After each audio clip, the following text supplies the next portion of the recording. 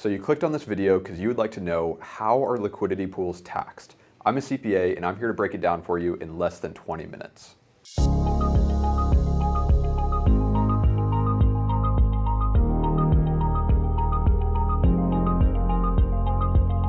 So liquidity pools are probably one of the most complicated areas of crypto as well as crypto tax. So we're going to break it down. You have things like automated market makers, impermanent loss, all of that, LP tokens. It can get very complicated very quickly, but we are going to focus today solely on the tax impact and the high-level concepts that you should keep in mind when you're preparing your taxes to account for these LP transactions.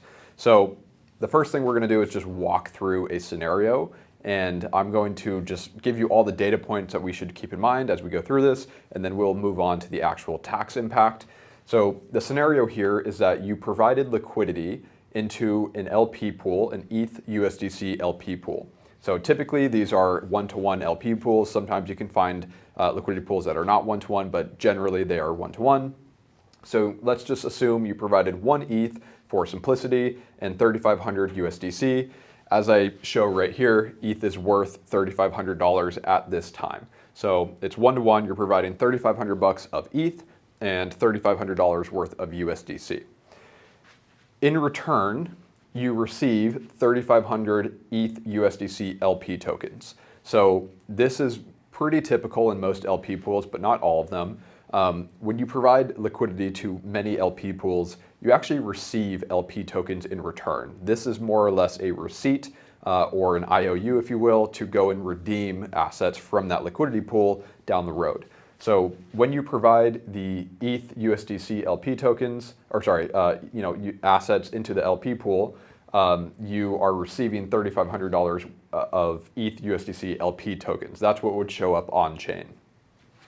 Now, just to throw in some rewards to capture that as well, let's say this LP, this pool gives you one Aave as a reward for providing this liquidity, and it's worth $100 at that time. So that's pretty simple. We'll cover that. Just wanted to show you, how to account for those rewards when you do receive them. And then lastly, you remove liquidity down the road after some time has passed, and you give back to the pool the the 3,500 ETH USDC LP tokens. So you take that receipt, if you will, you take those LP tokens and you give them back to the pool. And in return, due to impermanent loss and price fluctuation, you are receiving 1.217 ETH and 2,958 USDC. I'm not going to go into the mechanics of automated market makers and how this works out, but more or less this is how the math shakes out. And the reason for that is ETH has dropped to $2,500 at fair value at this time. So when we added liquidity to the pool, it was worth $3,500 at the time, but now when we are removing liquidity from the pool, it's only worth $2,500. Of course, USDC is one-to-one, so that price didn't change. But the way that impermanent loss works and the way that automated markets work is that these are the assets that you're going to be receiving based on that price fluctuation. So overall, hopefully you're still with me here. One thing I did forget to mention is the cost basis on the initial ETH we provided is $3,000. Now that's important because the high level concept here is that whenever you are receiving an asset, the IRS says whenever you are receiving an asset, whether it's an LP token or whether it's any other type of asset, in exchange for something that you are providing, that is a taxable exchange. So a lot of people actually miss this when they are looking at their liquidity pool transactions. They say, hey, I'm providing liquidity and then I'm removing liquidity. That's not taxable. We are fairly confident that the IRS is going to look at this token and say this is a unique asset. It is different. It has a different value. And of course, this is further substantiated by the fact that when you exchange this asset later, you are getting two different amounts of crypto than what you had initially put in. This is distinctly different than some staking pools where you don't receive an LP token. You just simply stake one ETH and then you remove one ETH down the road. So that's a different topic. That might not be taxable, but whenever you are exchanging assets and you are receiving a different asset in return, that is going to be taxable. So it's important to know the cost basis on assets going in. Right now, I will break down all of the taxable events on what we see behind me and how to calculate it. Okay, so again, just a quick recap. We provided liquidity with 1 ETH and 3,500 USDC. So that ETH was worth $3,500 at the time. So in total, we had $7,000 of liquidity being provided to this pool. In return, we received 3,500 ETH USDC LP tokens, which is very important. And accordingly, those LP tokens now have a cost basis of $7,000 total, or $2 per token. And again, that's because we provided $7,000 total of fair value into this LP pool.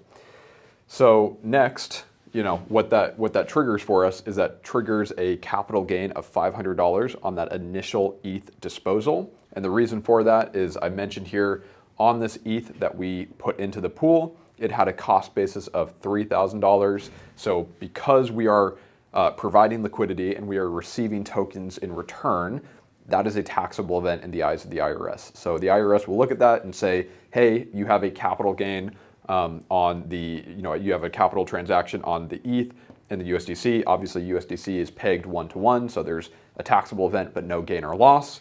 Whereas the ETH, we had a cost basis of $3,000 and it was worth $3,500 at the time. So therefore we have a $500 capital gain. Of course, this cost basis could be anything. It could be $4,000, it could be $2,000, it doesn't matter. But in this scenario, we have a $500 capital gain on that initial ETH deposit.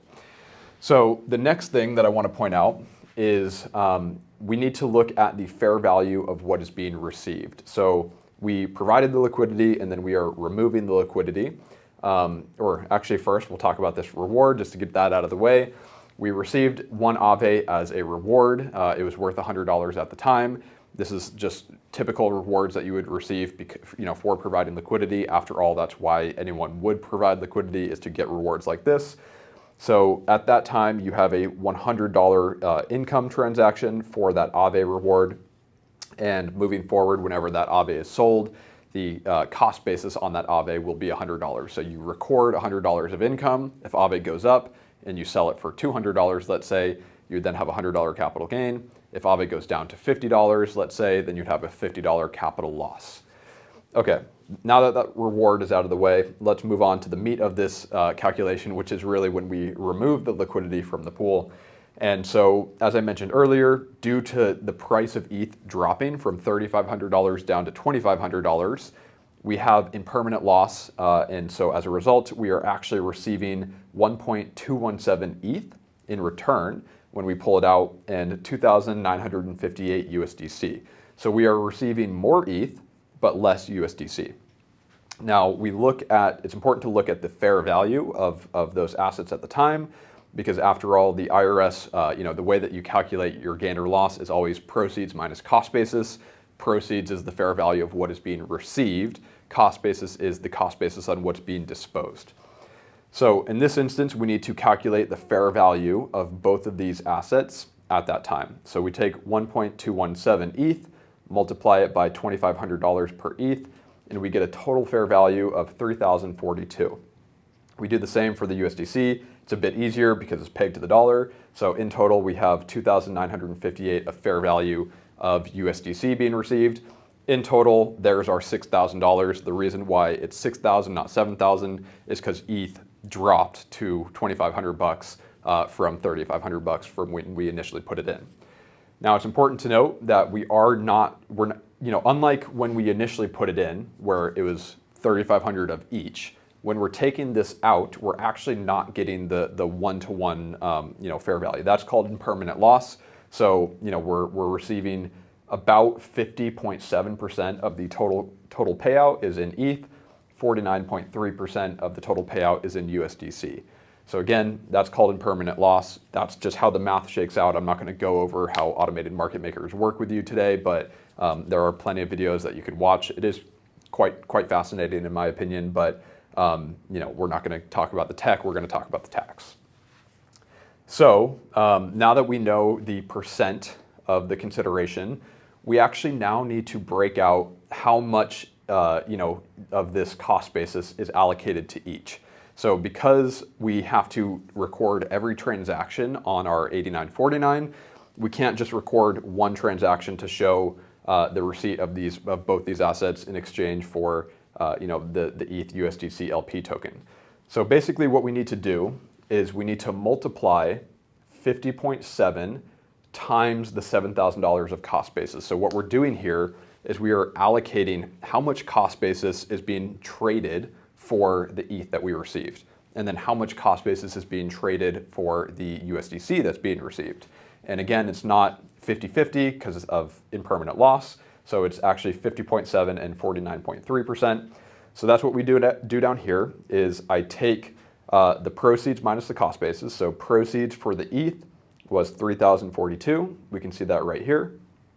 The cost basis that is being liquidated, so basically these LP tokens that are being liquidated in exchange for that ETH is 507, so 50.7%, times the $7,000 of total cost basis. So another way to think about it is you could look at the actual tokens being liquidated, so 3,500 times 50.7%, and then each token has $2 of cost basis per token. Or you could just look directly at the total cost basis and multiply it by that ratio. And so you do proceeds minus cost basis. This is how you would calculate the cost basis here. And this specific transaction results in $507 of capital loss. You then do the same thing for the USDC. So we received 2,958 of fair value. So that's our proceeds, 2,958. Minus the cost basis that's being liquidated. So we take 49.3%, multiply it by the total cost basis, and that is how we would get the $493 capital loss. So in total, we have a $1,000 capital loss on the LP removal. So I know that was complicated and it is kind of a lot to digest, and you might have to go back and watch a few times. But the key thing I want to leave you with here is that whenever you trade one asset and you are receiving a new distinct asset, such as ETH USDC LP tokens, which the IRS will view that as a distinct asset, that triggers a taxable event. Whenever you are trading one asset for another, it's a taxable event. So the biggest misconception that a lot of our clients have is that when they're doing these LP tokens, they're not triggering taxable events, or they're just deferring these gains or losses. And that's simply not true. You have to be tracking every single transaction. Whenever you are adding liquidity to a pool and you are receiving an LP token in return, you are triggering a taxable event. So you just have to be careful about that. As I mentioned earlier, if you are staking, so if I just simply provide one ETH and then I'm receiving income from that or rewards from that, and then I remove my one ETH from the staking pool, that is not taxable because there was no, because I didn't receive something in return for that staking. Therefore, it's not a taxable event. Those rewards, of course, just like the Aave here, would be taxed as income at the time. But because I put in one ETH, didn't receive anything at that time, and then later I removed that exact same one ETH, that is not taxable. But in scenarios like this, where we're putting in two different assets, we're receiving an LP token in return, you can take that LP token, you can add it to yield farms, things like that. It is a distinct asset, and that is triggering a taxable event. If you are someone who engages in liquidity pools a lot, trust me, we get it. It is quite complicated when it comes to the tax. We do this professionally all the time, so we are actually pretty good and pretty quick with how we handle these LP transactions. But we totally understand if you do not want to do this calculation on your own. That's why people like us exist, is we can take that off your plate and do it for you pretty quickly. So if that sounds like something you would like help with, please get in touch with us today. We are more than happy to help you there. And by the way, my name is Justin. I am the head CPA at the crypto accounting firm CountonsheepYT, and we solely focus on crypto tax preparation. So if you work with TurboTax or a traditional tax preparer, that's perfect. That's where we come in. We handle just the crypto portion of it, filled out, ready to file, and then we pass that back to you so you can either plug it into TurboTax or hand it off to your tax preparer who might not necessarily know crypto like we do, and then you're good to go.